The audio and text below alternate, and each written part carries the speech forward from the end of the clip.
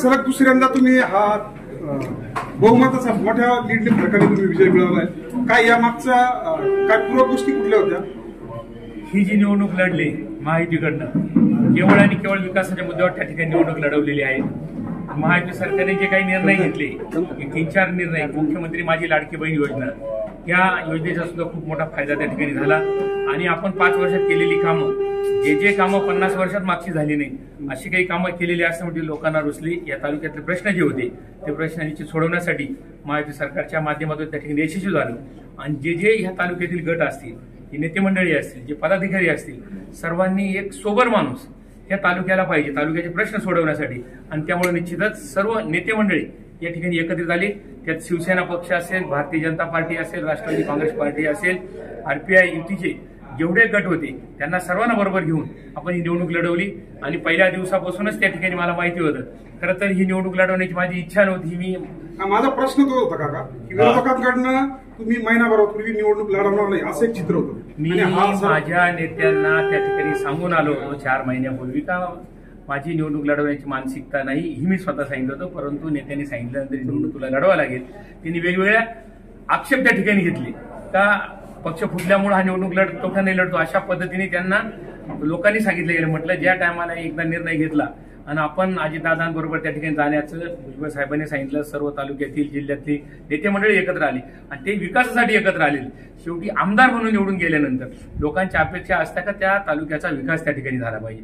आणि ज्या टायमाला आपण ही निवडणूक लढवायला जेव्हा दादांनी आम्हाला बोलून घेतलं, त्या ठिकाणी सांगितलं निवडणूक तुला लढवायच लागेल, त्याच दिवशी मनोमन ठरवले की आपला विजय कमीत कमी 25,000 मतांच्या पुढे निवडून येईल. त्याच पद्धतीने आज 30,000 मतांपर्यंत या ठिकाणी पडलो. या तालुक्यातील जनतेचे खूप खूप ऋण या ठिकाणी व्यक्त करतो. अशाच पद्धतीने पुढच्या काळात तालुक्यातील जनतेने सहकार्य करावं. जे कामं असतील ते कामं निश्चित पूर्ण करण्याचा प्रयत्न करा. नाही पण ब्रेक नंतर तुम्ही तिसऱ्यांदा आमदार होताय. विनायक दादा नंतर मंत्रिपदासाठी तुमची दावेदारी ही गोष्ट सर्व नेते मंडळी ठरविल. मला कुठली त्या ठिकाणी अपेक्षा नाहीत. या तालुक्यातील जनतेने दिलेला कौल हा खूप महत्वाचा असतो.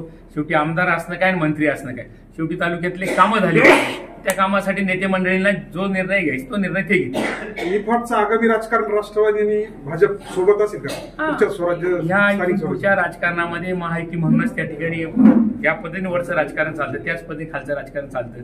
आणि निश्चित महायुती म्हणून आपल्याला या तालुक्यातलं राजकारण त्या ठिकाणी करायचं आहे. निफाडचं भविष्यातलं विकास कामाचं विजन काय? जे कामं प्रलंबित असतील सर्व कामं आपण त्या ठिकाणी पूर्ण करण्याचा प्रयत्न केला. पण 2-3 कामं आपले सर्वात महत्वाचा शिवसृष्टीचा जो पुतळा आहे 5 कोटी रुपये त्या ठिकाणी येऊन पडले आणि त्या ठिकाणी आपल्याला पूर्ण करू शकलो नाही. त्याची खंत निश्चित माझ्या मनामध्ये होती. अजूनही आता क्रीडा संकुल आहेत, त्या ठिकाणी खूप मोठं क्रीडा संकुल जवळ, त्याला पण आपले पैसे आले, जागा पण नावावर झालेले. अजून जे कामं असतील ते कामं निश्चित पुढच्या 5 वर्षाच्या काळात 3,000 कोटीचं प्रॉमिस केलंय मतदारसंघात. पैशाची काळजीच नाही, पैसा तिजोरी तिथं. आपल्याला खर्च कुठं करायचा हा मोठा प्रश्न आहे. काका निफाड कारखान्याचा शब्द दिला तुम्ही याच्यामध्ये, निफाड कारखाना सुद्धा अजितदादांना तुम्ही बोलले की आमचा कारखाना चालू करून द्यायचा, त्याबद्दल तुम्ही? नाही, मी भाषणामध्ये पण सांगितलं शासनाच्या माध्यमातून काय काय करता येईल ते त्या ठिकाणी प्रयत्न करणार आहेत. त्या ठिकाणी तो कारखाना ऑलरेडी कोणी चालवायला घेतलेला आहे.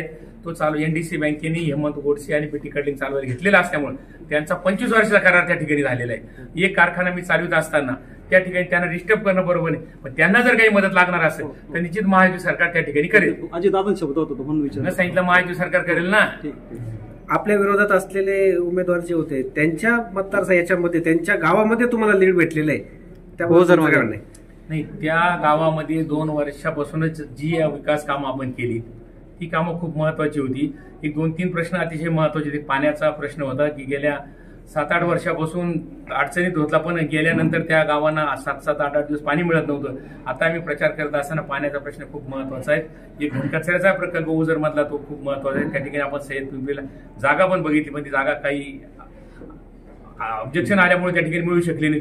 ते पण भविष्यात तो प्रश्न सोडवण्याचा आपण त्या ठिकाणी प्रयत्न करणार आहे. आणि जनतेच्या मनातला आमदार ही अशी एक परिस्थिती निर्माण झाली होती. म्हणून पिंपळगाव असेल, ओझर असेल, निफाड असेल, सुखेना असेल, जी मोठी गावं होती, चांदोरी असेल, या गावांनी खूप कौल त्या ठिकाणी दिलेला आहे. आणि मी जनतेबरोबर आहे. जोपर्यंत दिलीपंकरांच्या शरीरामध्ये श्वास असेल तोपर्यंत ह्या जनतेची सेवा करीत राहील, एवढीच ग्वाही आपल्या सर्व पत्रकार बांधवांना या ठिकाणी देतो. 2 पराभव झाले, ते सलग 2 विजय, काय भावना आहे तुमच्या? एकच सांगितलं